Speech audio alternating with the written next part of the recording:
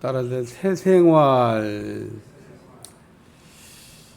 어제 그제 이틀에 걸쳐서 옛사람과 새사람에 관한 말씀을 우리가 생각했는데, 옛사람은 총명이 어두워지고 총기가 흐려지면 무지하게 된다, 그렇게 말씀드렸고, 또 마음이 굳어지고 그리고 감각이 없는 자가 돼서 둔감한 사람. 새 생활을 우리가 하기 위해서는 듣는 것과 배우는 것을 잘해야 되고, 심령을 새롭게 하고, 그리고 의와 진리로 거룩함을 입어야 된다. 그래서 옛사람을 버리고 새 사람을 입어라, 그러면서 바울이 옷 입는 것처럼 헌옷을 벗어버려야 새 옷을 입을 수가 있다. 어떤 사람은 헌옷을 안 벗은 상태에서 자꾸 새 옷을 입으려고 하는 사람이 있어요. 새 옷이 입어지지가 않습니다. 새로운 옷을 입기 위해서는 부득불 옛 사람을 이렇게 벗어버려야 된다. 새 사람이 되고 싶은데 왜 새 사람이 안 되나? 옛 사람을 벗어버려야 되는데, 바울은 정과 욕심을 십자가에 못 박아야 된다. 예수님이 나를 위해 죽으셨다, 그럴 때 예수님이 죽으셨다는 것만 생각하면 안 되고, 예수님이 죽으실 그 자리에서 나도 죽어야 된다는 겁니다. 그래서 십자가를 우리가 생각할 때 예수님의 죽음뿐 아니라 나도 거기서 죽어 십자가의 효력이 나타나게 해야 된다고 하는 말씀인데, 오늘부터 오늘과 내일은 아마 새 생활에 대한 이야기를 계속 다루게 될 겁니다. 우리가 새 생활을 하기 위해서 첫째가 뭐냐면 거짓말을 안 하는 겁니다. 거짓말. 참된 것을 말하라. 그래서 거짓말을 하지 않는 겁니다. 그리스도인들이 해야 될 일 가운데 한 가지가 거짓말을 안 하는 겁니다. 그리스도인인데도 불구하고 거짓말을 입에다가 아주 달고 사는 사람들이 있어요. 거짓말을 우리가 습관적으로 이렇게 하다 보면 자기가 거짓말을 하고 있는 줄도 모릅니다. 그러니까 우리가 거짓말을 하지 말아야 될 것 가운데 뭐 여러 가지 있겠습니다만, 특히 돈에 관련돼서 거짓말을 갚는다고 그래놓고 못 갚는 겁니다. 못 갚아도 뭐 할 수 없지, 뭐하러 약속을 해요? 약속할 필요가 없지. 아예 못 갚는다고 하든지. 근데 갚는다고 그래요? 준다고 그럽니다. 기다립니다. 부도야. 거짓말이라고 생각을 안 합니다. 그게 거짓말이에요. 시간에 관련된 것도 있습니다. 몇 시에 만나기로 했는데, 요즘은 참 시간 지키기가 어려워요. 교통 사정이 별로 안 좋아서 탁탁 시간 맞아. 그래도 시간을 맞추려고 그러면 맞출 수가 있어. 얼마 전에 본부에서 좀 올라오라고 그래갖고 제가 2시간 전에 갔습니다. 가서 놀더라도 거기 가서 놀다가 가까운 데서 점심도 먹고, 그리고 여유 있게 쉬다가 들어가야 되겠다. 2시간 전에 갔는데 한 10분 전에 들어갔나. 딱 갔더니 그 앞에서 데모를 하는 거예요. 들어가는 진인을 내비게이션 보고 가라는 대로 갔더니 어디까지 막아놓은 거야. 막 데모한 사람들이 쫙. 그래갖고 목적지까지 다 갔다가 들어갈 수 있는 길이 없어서 한 바퀴 또 돌아서 1시간 걸렸어요. 그래 그 한 바퀴 더 돌고 그 다음에는 그냥 역주행으로 들어갔습니다. 왜냐하면 정상적으로는 들어가서는 길이 없어. 그래갖고 짧은 길인데도 경찰들이 서 있는데도 그냥 갔는데 가만히 있더라고.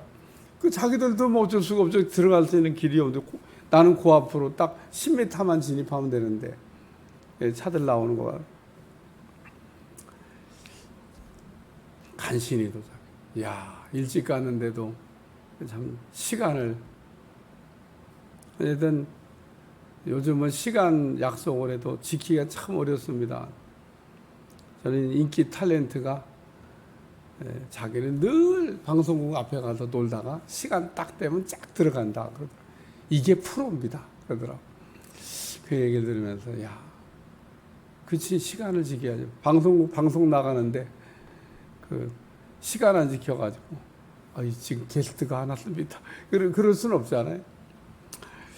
오늘 여기 거짓말이라고 하는 게 여러 가지의 우리의 삶에 적용되는데, 뭐 돈을 준다고 약속했다, 시간을 뭐 언제 만나자고, 그 외에도 우리가 이 거짓말 하지 말아야 됩니다. 하나님과 우리가 약속을 할 때가 있습니다. 이런 걸 서원이라 그래요. 분리하면 또 이게 상황이 바뀌면 담임 목사 찾아와 가지고, 목사님 제가 서원한 게 있는데 그거를 없던 걸로 하면 안 될까요? 없던 걸로 좀 해주세요. 나보고 그 얘기하면 내가 무슨 결재권자도 아니고, 참 어려운 질문을 목사님한테 해요. 제가 쿨하게 없던 거를 됐습니다, 이렇게 할 수 있는 권한이 있고 능력이 있으면 좋은데, 그런 권한과 능력이 없어요. 그런 건. 자기가 하나님하고 약속한 거지 나하고 약속한 게 아니잖아요. 나하고 사이에 약속했으면 그래, 어떤 걸 합시다, 그럼 되겠는데, 하나님하고 약속을 해놓고 왜 담임 목사 보고 해결해 달라고. 하여튼 그런 경우가 몇 번 있었습니다. 우리가 하나님하고 약속이든 사람하고 약속이든 거짓말이라고 하는 것에 우리가 빠지기 쉬운 새 생활은 뭐냐? 그 거짓의 아비가 마귀라고 그러는데, 이렇게 자꾸 거짓말하다 보면 마귀 닮아간다 그런 얘기입니다. 하나님은 거짓말 안 하셔요. 하나님의 성품 가운데 하나님은 어떤 분이냐? 신실하신 분이다. 이 말이 무슨 뜻이냐면 거짓말을 안 하신다는 얘기입니다. 하나님은 신실하셔요. 우리가 어떤 사람 보고 신실한 사람이야, 거짓이 없는 사람이라는 표현을 그렇게 우리가 하는 겁니다. 그러니까 신실하다, 거짓이 없는 사람이다, 거짓말하지 않는 사람이다. 거짓말하지 않으려고 여러분 힘쓰시기를 위해 축원합니다. 힘을 써도 거짓말을 우리가 하게 돼요. 우리의 연약함 때문에, 또 우리의 어떤 거짓말하는 습관 때문에, 알고도 거짓말, 모르고도 거짓말, 둘 다 나쁜 건데, 모르고 하는 거짓말은 뭐 조금 알고 하는 거짓말보다 좀 날라나, 몰라서 한 거니까. 근데 여러분 몰라서도 이렇게 거짓말을 하게 됩니다. 저는 이게 방송국에 패널들이 나와가지고 막 얘기할 때 이렇게 유추해가지고 얘기한 얘기 있습니다. 어떤 사람에 대해서 뭐 이랬지 않을까요? 막 정말 위험한 말입니다.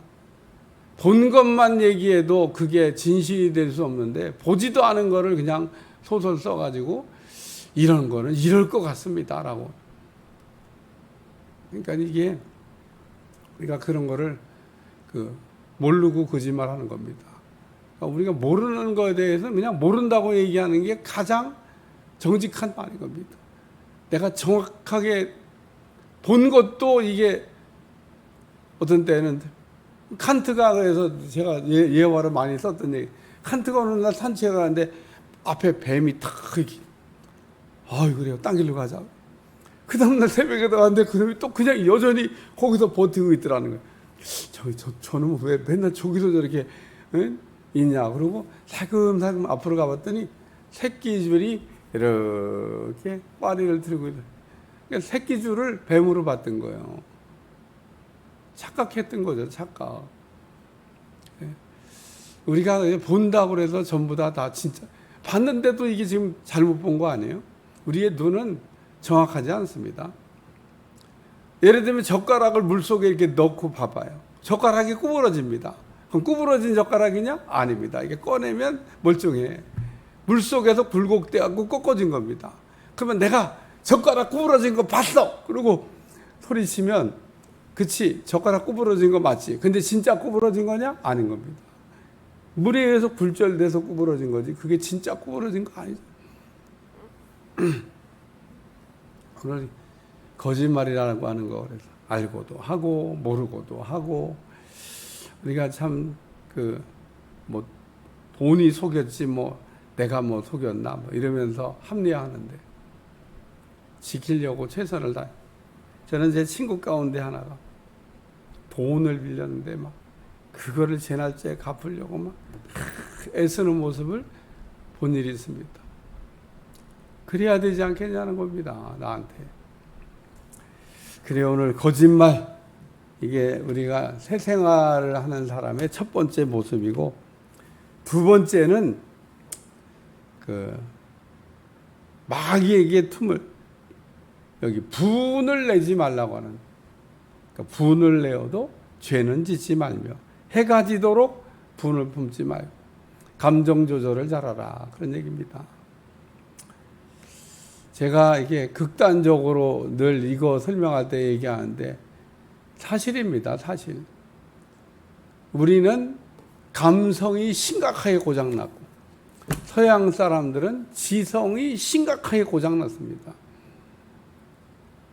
그러니까 우리를 그냥 좀 쉽게 얘기해서, 우리는 누가 그냥 기분만 좀 이렇게 상하게 하면 해야 되는 것도 안 합니다. 왜 안 하냐? 기분 나빠서. 아니, 기분 나쁜 거하고 해야 될 일하고 뭐가 상관이 있는데? 상관없는 겁니다. 교회를 이렇게 아침에 올려다가 부부싸움을 했어. 부부싸움 한 거하고 교회 안 오는 거하고 무슨 상관이 있어요? 기분 나빠서 교회 안 가. 아니, 기분 나쁜 거하고 교회 가는 거하고 뭔 상관이 있어요? 상관없는 일입니다. 근데 오늘 우리는 상관이 있다고 생각을 해요. 그러니까 우리는 굉장히 기분파입니다. 기분파. 우리는 이 기분이 굉장히 한마디로 정상적으로 작동을 잘 안 한다는 거예요. 그래서 우리는 기분만 좋게 하면요, 지옥도 갑니다. 기분 나쁘잖아요? 천국도 안 갑니다. 아주 정확한 예라고 생각을 합니다. 우리가 얼마나 기분에 의해서 어떤 거를 이렇게 반응을 하냐, 아주 심각합니다. 심각해. 그러니까 우리는 이렇게 누가 이렇게 흥분하게 만들면 조심하셔야 돼요. 누가 막 흥분하는 일을 보면 일단 마음부터 좀 깔아앉히셔야 돼. 그러고 뭔가 해야 되는데 막 기분이야. 네. 굉장히 조심해야 돼. 서양 사람들은 이렇게 잘 이해만 시키면은 그냥 무조건 앞으로 갑니다. 그러니까 지옥이 막 좋다고 설명해봐요. 그럼 지옥 갑니다. 천국이 이해가 안 되잖아. 아유, 천국 안 간다고. 이해가 안 돼서. 그래서 이 진화론이라고 하는 게 있습니다. 이건 진화론이지 진화 법칙이 아닙니다. 그냥 이론이에요, 이론. 근데 얼마나 그럴듯합니까? 지금 유전자가 나와가지고 전부 다 가짜로 밝혀졌는데도 여전히 거기에 매달리고 있고, 과학자도 있고, 별별 사람 다 있습니다. 그래서 저는 이렇게 볼 때, 아유, 참, 미쳐도 참. 그냥 이론에 빠진 겁니다, 이론. 이론이라니까, 이론. 이론과 제가 법칙을 한번 얘기한 적이 있습니다. 이론은 아직 검증되지 않은 걸 이론이라고 그러고, 법칙은 검증된 거를 법칙이라고 얘기합니다. 만유인력의 법칙. 이거는 1000번, 1000번 해도 똑같은 결과가 나오는, 이게 법칙입니다. 이론은 그냥 이럴 거라고 그냥 이렇게 그럴듯하게 얘기하는, 검증되지 않은 겁니다. 아직 완성되지 않은. 공산주의도 이론이고요, 민주주의도 이론입니다. 근데 어느 게 더 낫냐?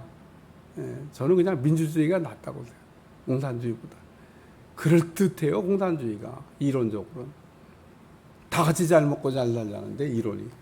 다 같이 잘 먹고 잘 살자는데, 이게 맞는 것 같아요. 우리 공평하게 다 같이 잘 먹고 잘 살자. 근데 이미 공산주의 이론은 오랜 세월을 지나면서 그게 아무 쓸모없는 유익이 없는 이론이라고 검증됐는데도 불구하고 여전히 붙들고 있는 사람들이 있습니다. 왜 그런지 모르겠어요. 소련이 공산주의 하다가 보니까 수용소에 있는 사람들한테 자기 땅 조금씩 떼주고 농사지어 거기서 나오는 농산물이 소련 전체를 먹여 살렸다고 그러잖아요. 자기 거에 사람들이 다 노력한다 이거예요. 다 같이 잘 먹고 잘 살다가 이론은 그럴듯한데 안 되는 겁니다. 뭐 자본주의 그러면 완벽하냐? 자본주의도 뭐 부익부 빈익빈이 생겨서 이게 뭐 차이가 생기니까 이게 불완전하죠. 열심히 노력해서 뭐 부자 되고 또 뭐 게을러서 가난하고 이거 어쩔 수 없는데 그래서 국가에서 세금을 좀 걷어가죠. 좀 간격을 줄여버리면서 둘 다 이론이에요. 이론. 법칙이 아닙니다. 근데 그나마 둘 중에 저는 개인적으로 민주주의 이론이 낫다. 내가 여기서 산 거가 감사하다. 뭐 안전하진 않지만 뭐 열심히 노력하는 대로 뭐 자기 것 타는 것 민주주의 훨씬 나은 것 같다. 그래서 오늘 여기 오늘 마귀에게 틈을 주지 말라. 그리고 세 번째 말씀은 도둑질하지 말라는 겁니다. 도둑질하지 말라. 도둑질해서 착한 일할 생각하지 마라. 열심히 일을 해서 땀 흘려 얻은 것으로 착한 일을 하라는 겁니다. 여기 선한 일을 한다고 도박해서 딴 돈이라든지 도둑질해서 얻은 돈이라든지 사기를 쳐서 얻은 수입을 가지고 착한 일을 할 생각하지 마라 그런 얘기입니다. 근데 우리가 도박판에 보면 인심이 막 후해요. 막 그냥 도박해서 돈을 따잖아요. 기분이야. 막 옆에 사람한테 막 팍팍 이렇게 착한 일을 합니다. 괜히 옆에 있다가 그냥 많이 따는 사람한테 조금씩 얻어도 막 수입이 돼요. 도박판의 인심이 좋습니다. 그 사람 이렇게 막 따가지고 막 줬으니까 착한 일을 한 거잖아요. 근데 그런 거 하지 말라는 겁니다. 도박해서 얻은 돈으로 또 도둑질해서 얻은 돈으로 남 사기쳐서 얻은 돈으로 막 착한 일을 하는 거. 착한 일을 하려면 자기 손으로 수고하고 선한 일을 하라. 부지런히 내가 얻은 수익을 가지고 착한 일을 해야지. 이거 어떻게 생각하면 불로소득이잖아요. 그거 가지고 착한 일 하지 마라. 그리고 새 생활을 하는 사람이 삶의 원칙으로 가져야 될 거다. 오늘도 남을 이렇게 마음 아프게 하고 막 어렵게 사는 사람고 해가 뺏어가지고 그냥 남들 보기 막 그럴듯한 착한 일하는 거 그게 새 생활이 아니다. 그러니까 내가 부지런히 수고해서 얻은 것으로 착한 일을 하라. 새 생활 우리가 할 때 어떻게 해야 되냐? 첫째, 거짓말하지 않는 겁니다. 둘째, 감정 조절 잘하는 겁니다. 우리의 감정이 욱하는 거에 자꾸 우리가 좌우되는데 그런 거 하지 말라. 분을 내어도 죄는 짓지 말며. 분내는 거는 감정이고요. 죄 짓는 거는 의지입니다. 그러니까 우리의 의지가 사실은 우리의 생각도 통제를 하고 감정도 통제해야 되는데 이게 이제 뒤바뀌면 통제가 잘 안 되는 겁니다. 그러니까 우리의 의지로 딱 감정이 욱할 때 하지 마. 그러면 안 합니다. 한번 해보시기 바랍니다. 감정이 막 푹 올라올 때 의지로 하지 마. 그러고 딱 내리둘러 버리면 감정이 쑥 내려갑니다.